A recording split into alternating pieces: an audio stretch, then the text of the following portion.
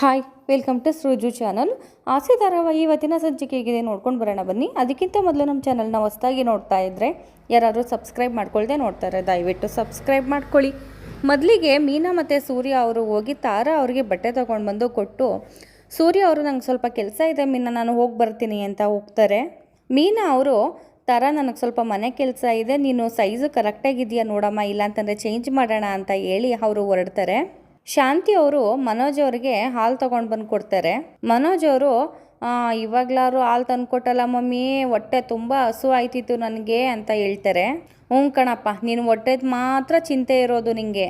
ನನ್ನ ಗಂಡನಿಗೆ ಆಕ್ಸಿಡೆಂಟಾಗಿ ಜ್ವರ ಬಂದು ಮಲ್ಕೊಂಡಿದ್ದಾರೆ, ಆದರೂ ನೀನು ಹೊಟ್ಟೆ ಚಿಂತೆನೇ ಮಾಡ್ತಾ ನಾನು ನಿನ್ನ ಬಗ್ಗೆನೇ ಯೋಚನೆ ಮಾಡ್ತಾ ಇದ್ದೀನಿ ಕಣೋ ಅಂತ ಹೇಳ್ತಾರೆ.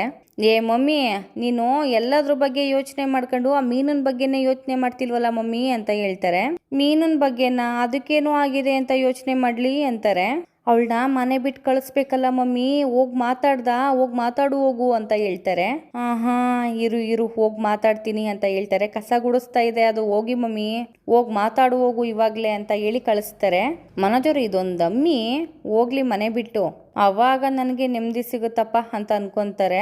ಶಾಂತಿ ಅವರು ಹೋಗಿ ಮೀನನ ಹತ್ರ, ಏ ಮೀನಾ ಬಾರೆ ಇಲ್ಲಿ ಅಂತ ಹೇಳ್ತಾರೆ. ಏನತ್ತೆ, ಏನಾದ್ರು ಬೇಕಾಗಿತ್ತಾ ಅಂತ ಮೀನಾ ಅವ್ರು ಕೇಳ್ತಾರೆ. ನನಗೆ ನನ್ನ ತಾಲಿ ಬೇಕು ಕಣೆ ಅಂತ ಹೇಳ್ತಾರೆ. ಯಾಕತ್ತೆ ಈ ತರ ಮಾತಾಡ್ತಾ ಇದ್ದೀರಾ, ನಾನು ಏನ್ ಮಾಡ್ದೆ ಅಂತ ಕೇಳ್ತಾರೆ. ನಿನ್ನ ಜಾತಕ ಸರಿ ಇಲ್ಲ ಅಂತ ಹೇಳಿದ್ದಾರೆ, ಮನೇಲಿ ಇಷ್ಟೊಂದೆಲ್ಲ ಅನಾಹುತ ಆಗ್ತಾ ಇದೆ, ನಿಂಗೆ ಹಂಗೂ ನಿನಗೆ ಗೊತ್ತಾಗ್ತಾ ಇಲ್ವೇನೆ ನನ್ನ ಸಂಕಟ ಏನು ಅನ್ನೋದು ನಿಂಗೆ ಅರ್ಥ ಆಗ್ತಾ ಇಲ್ವಾ? ನೀನು ನಿನ್ ಗಂಡನ್ನ ತುಂಬಾ ಪ್ರೀತಿ ಮಾಡ್ತೀಯಾ, ನನ್ನ ಜಾಗದಲ್ಲಿ ಇದ್ದು ಸ್ವಲ್ಪನಾದ್ರೂ ನೀನು ಯೋಚನೆ ಮಾಡಿದ್ಯಾ ಅಂತ ಕೇಳ್ತಾರೆ. ನನ್ನ ಗಂಡ ನಿನ್ನ ಈ ಮನೆಗೆ ಕರ್ಕೊಂಡು ಬಂದ್ರು, ನಿನ್ನ ಮಗಳಿಗಿಂತ ಹೆಚ್ಚಾಗಿ ನೋಡ್ಕೊಂಡಿದ್ದಾರೆ, ಅವ್ರ ಪ್ರಾಣಕ್ಕೆ ಕಷ್ಟ ಆಗತ್ತೆ ಅಂತಂದಾಗ ನೀನ್ ಯಾಕೆ ಮನೆ ಬಿಟ್ಟು ಹೋಗಲ್ಲ ಅಂತ ಕೇಳ್ತಾರೆ. ಏನ್ ನೀನು ಹುಟ್ಟುತ್ತವಿಂದ ನೀನು ಇದೇ ಮನೆಯಲ್ಲ ಇದ್ದ, ಮನೆಗೆ ಬಂದು 2 ವರ್ಷ ಆಗಿದೆ ಅಷ್ಟೇ, ಈಗ ನಿಮ್ಮ ಅಮ್ಮನ ಮನೆಗೆ ಹೋಗೋಕೆ ನಿಂಗೆ ಕಷ್ಟ ಆಗ್ತಾ ಇದೆಯಾ, ನೀನು ಈಗಿಂದೀಗ್ಲೇ ಮನೆ ಬಿಟ್ಟು ಹೋಯ್ತಾ ಇರಬೇಕು ಅಂತ ಹೇಳ್ತಾರೆ. ಆಯಿತು ಅತ್ತೆ, ನಾನು ಹೋಗ್ತೀನಿ ಅಂತ ಮೀನು ಅವರು ಒಪ್ಕೊಂತಾರೆ. ಸುಮ್ಮನೆ ಬಾಯಿ ಮಾತಲ್ಲಿ ಹೇಳಿದ್ರೆ ಆಗಲ್ಲ, ನಿನ್ನ ತಾಳಿನ ಮುಟ್ಟಿ ಪ್ರಮಾಣ ಮಾಡಿ ಹೇಳು, ನಿಮ್ಮ ಮಾವ ಆಗಲಿ ನಿನ್ನ ಗಂಡ ಆಗಲಿ ಯಾರೇ ಕರೆದ್ರು ನೀನು ಈ ಮನೆಗೆ ಬರಬಾರ್ದು, ನಾನೇ ನಿನ್ನ ಕರೆದ್ರೆ ಬರಬೇಕು ಅಷ್ಟೇ, ನಾನು ಕರೆಯೋವರೆಗೂ ಈ ಮನೆಗೆ ಬರಲ್ಲ ಅಂತ ತಾಳಿ ಮುಟ್ಟು ಪ್ರಮಾಣ ಮಾಡು ಅಂತ ಹೇಳ್ತಾರೆ. ಸರಿ ಅಂತ ಹೇಳಿ ಮೀನಾ ಅವರು ತಾಳಿ ಮುಟ್ಟಿ ಪ್ರಮಾಣ ಮಾಡಿ ಅಲ್ಲಿಂದ ಬ್ಯಾಗ್ ಎತ್ಕೊಂಡು ಹೊರಟೋಗ್ತಾರೆ. ಮನೋಜ್ ಅವರು ಹಾಲನ್ನ ಕುಡಿದ್ಬಿಟ್ಟು ಹೋಗಿ ಮಲ್ಕೊಳ್ಳೋದಕ್ಕೆ ಅಂತ ಹೋಗ್ತಾರೆ. ಅಪ್ಪ, ನಾನಂತೂ ಹಾಲು ಕುಡ್ತಿದ್ದೀನಿ, ಬಿಸಿ ಬಿಸಿ ಹಾಲು, ಈಗ ಹೋಗಿ ಮಲ್ಕೊಬಿಟ್ರೆ ನಾನು 350 ಗ್ರಾಮ್ ಜಾಸ್ತಿ ಆಗ್ತೀನಿ ಅಂತ ಹೇಳಿ ಹೋಗಿ ಮಲ್ಕೊಳ್ಳೋದಕ್ಕೆ ಹೋಗ್ತಾರೆ.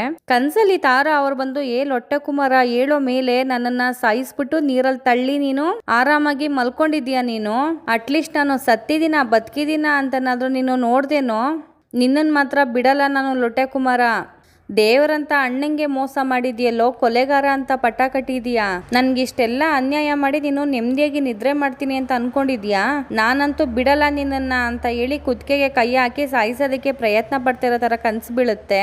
ಗಾಬರಿಯಿಂದ ಮನೋಜ್ ಅವರು ಕಿರ್ಚಾಡ್ಕೊಂಡು ಎದ್ದು, ಈ ಅಮ್ಮಿ ಸರಿಯಾದ ಅಮ್ಮಿ ಅಲ್ಲ, ಮೊದ್ಲು ಇವಳನ್ನ ಮನೆ ಬಿಟ್ಟು ಹೊರ್ಗಾಕ್ಬೇಕು ಅಂತ ಹೇಳಿ ಎದ್ದು ಕೂತ್ಕೊಂತಾರೆ.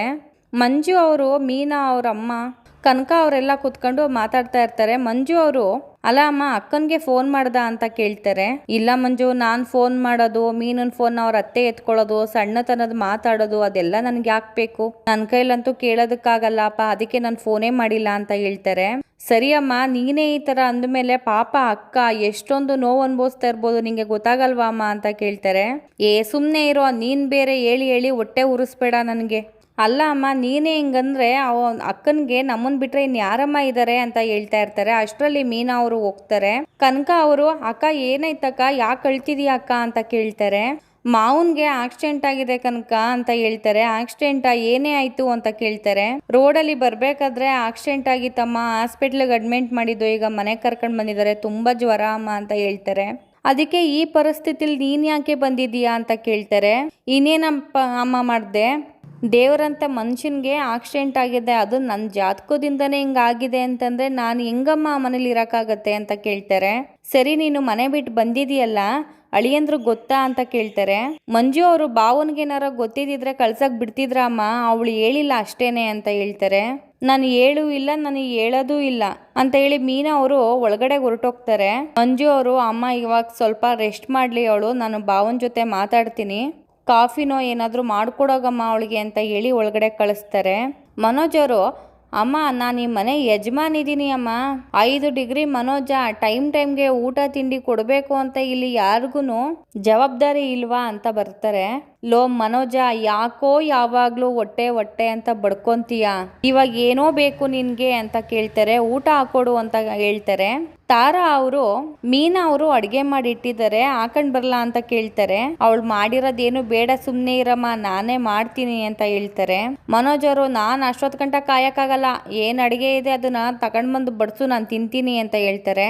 ಸರಿ ಆಯ್ತು ಇರು, ಹಾಕೊಂಡ್ ಬಡಿತೀನಿ ಅಂತ ಹೇಳಿ ಒಳಗಡೆಗೆ ಹೋಗ್ತಾರೆ. ತಾರಾ ಅವರು ಅಪ್ಪನ್ನ ಕರ್ಕೊಂಡ್ ಬರ್ತೀನಿ ಊಟಕ್ಕೆ ಅಂತ ರೂಮ್ ಒಳಗಡೆಗೆ ಹೋಗ್ತಾರೆ. ಸೂರ್ಯ ಅವರು ಅಪ್ಪ ಮಲಗಿದ್ದಾರೆ, ಇವಾಗ ಏಳ್ಸದ್ ಬೇಡ, ಅವ್ರು ಸ್ವಲ್ಪ ರೆಸ್ಟ್ ಮಾಡ್ಲಿ ಅಂತ ಹೇಳ್ತಾರೆ. ಮತ್ತೆ ಅವ್ರಿಗೆ ಊಟ ಅಂತಂದಾಗ ಮೀನಾ ಬರ್ಲಿ, ಊಟ ಮಾಡಿಸ್ತಾಳೆ, ಬಾ ನೀನ್ ಊಟ ಮಾಡು ಅಂತ ಹೇಳಿ ಕರ್ಕೊಂಡು ಹೋಗ್ತಾರೆ. ಶಾಂತಿ ಅವರು ಎಲ್ಲರಿಗೂ ಊಟ ಬಡಿಸ್ತಾ ಇರ್ತಾರೆ. ರವಿ ಅವರು ಅದಕ್ಕೆ ಎಲ್ಲಿಗೆ ಹೋದ್ರು ಅಂತ ಕೇಳ್ತಾರೆ. ಅಯ್ಯೋ ಯಾವ್ದೋ ದೇವಸ್ಥಾನದಲ್ಲಿ ಜಪ ತಪ ಮಾಡ್ತಾ ಕೂತಿರ್ಬೇಕು ಕಣೋ ಅಂತ ಸೂರ್ಯ ಅವ್ರು ಹೇಳ್ತಾರೆ. ಶಾಂತಿ ಅವರು ಅವಳು ಮಾಡಿರೋ ಪಾಪಕ್ಕೆ ಪ್ರಾಯಶ್ಚಿತ ಮಾಡ್ಕೊಳ್ಳಿ ಬಿಡು ಅಂತ ಹೇಳ್ತಾರೆ. ಏನ್ ಸಕ್ರೆ ನೀನು ಈ ರೀತಿ ಎಲ್ಲ ಮಾತಾಡ್ತೀಯಲ್ಲ, ಮೀನಾ ಯಾವ ಪಾಪ ಮಾಡಿದಾಳೆ ಅಂತ ಕೇಳ್ತಾರೆ. ನೀನ್ ಹೆಂಡ್ತಿನ ಏನಾದ್ರೂ ಒಂಚೂರು ಅನ್ನಂಗಿಲ್ಲ, ಸರ್ರಂತ ಬಂದ್ಬಿಡ್ತೀಯ ಅಲ್ವಾ, ಬಾಯಿ ಮುಚ್ಕೊಂಡು ಊಟ ಮಾಡೋ ಅಂತ ಹೇಳ್ತಾರೆ. ಅಷ್ಟರಲ್ಲಿ ಸೂರ್ಯನ್ಗೆ ಫೋನ್ ಬರುತ್ತೆ. ಮೀನಾ ಮನೆ ಬಿಟ್ಟು ಹೋಗಿರೋ ವಿಚಾರ ಗೊತ್ತಾಗುತ್ತೆ. ಊಟ ಮಾಡೋದನ್ನ ನಿಲ್ಲಿಸಿ, ಸೆಕ್ರೆ ಏನಂದೆ ನೀನು ಮೀನಿಂಗೆ, ಏನಾಯಿತು ಅಂತ ಕೇಳ್ತಾರೆ. ನಾನೇನೋ ಅಂದೆ ನಿನ್ನ ಹೆಂಡ್ತಿನ, ನನಗೇನು ಗೊತ್ತಿಲ್ಲ ಅಂತ ಹೇಳ್ತಾರೆ. ಸುಮ್ಮನೆ ಇರು ಸೆಕ್ರೆ, ನಾನು ಇಲ್ಲದೆ ಇರೋದನ್ನ ನೋಡಿಕೊಂಡು ಅವಳಿಗೇನೋ ಅಂದಿದೀಯ ನೀನು, ಅದಕ್ಕೆ ಮನೆ ಬಿಟ್ಟು ಹೋಗಿದ್ದಾಳೆ ಅಂತ ಹೇಳ್ತಾರೆ. ರವಿ ಅವರು, ಏನಮ್ಮ ನಿಂದು, ಯಾಕಮ್ಮ ನೀನು ಹಿಂಗೆ ಮಾಡ್ತೀಯಾ, ಅದಕ್ಕೆ ಏನಮ್ಮ ಮಾಡಿದ್ರು ಅಂತ ಕೇಳ್ತಾರೆ. ನೀನು ಚಿಕ್ಕವನು, ಇದೆಲ್ಲ ನಿನಗೆ ಅರ್ಥ ಆಗಲ್ಲ, ಬಾಯಿ ಮುಚ್ಕೊಂಡು ಊಟ ಮಾಡು ರವಿ ಅಂತ ಹೇಳ್ತಾರೆ. ನನಗೆ ಬೇಡ, ಅದಕ್ಕೆ ಬಂದಮೇಲೆ ನಾನು ಊಟ ಮಾಡೋದು ಅಂತ ಹೇಳಿ ಸೂರ್ಯ ಮತ್ತು ರವಿ ಅವರು ಹೊರಗಡೆ ಎದ್ದೊಂಟೋಯ್ತಾರೆ. ತಾರಾ ಅವ್ರನ್ನ, ಅವ್ರಿಗೆ ಬುದ್ಧಿ ಇಲ್ಲ ಕಣಮ್ಮ, ಬಾ ನೀನಾದರೂ ಊಟ ಮಾಡು ಅಂತ ಹೇಳ್ತಾರೆ. ಇಲ್ಲಿಗೆ ಇವತ್ತಿನ ಎಪಿಸೋಡ್ ಮುಕ್ತಾಯವಾಗುತ್ತೆ. Thank you for watching. ನಮ್ಮ ವಿಡಿಯೋ ನಿಮಗೆ ಸ್ವಲ್ಪನಾದರೂ ಇಷ್ಟ ಆಗಿದ್ರೆ ಪ್ಲೀಸ್ ಸಬ್ಸ್ಕ್ರೈಬ್ ಮಾಡ್ಕೊಳ್ಳೋದನ್ನ ಮರಿಬೇಡಿ.